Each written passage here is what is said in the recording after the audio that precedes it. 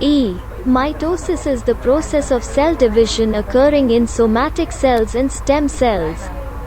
It is essential for the growth of the body, restoration of emaciated body, wound healing, formation of blood cells etc. It is completed through two main steps, namely, karyokinesis, nuclear division, and cytokinesis, cytoplasmic division.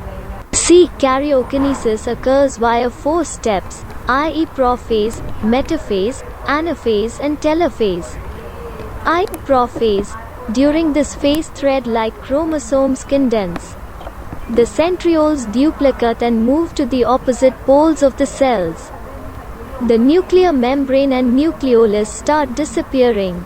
E. Metaphase. During metaphase the nuclear membrane completely disappears. Chromosomes complete condensation and become clearly visible along with sister chromatids. The chromosomes arrange parallel to the equatorial plane of the cell.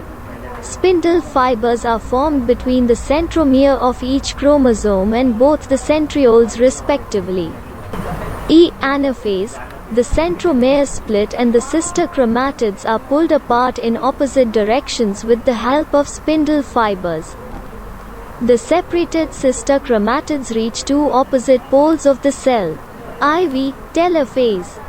Daughter chromosomes begin to decondense and the nuclear membrane is reformed around each set of chromosomes present at the poles. This results in formation of two daughter nuclei. The nucleolus reappears in each daughter nucleus and spindle fibers disappear completely. D. With the end of karyokinesis, cytokinesis begins and as a result two new daughter cells are formed. A. During cytokinesis, a notch forms at the equatorial plane that gradually deepens to form two separate cells. A cell plate is formed in the center of the cell instead of a notch in case of plant cells.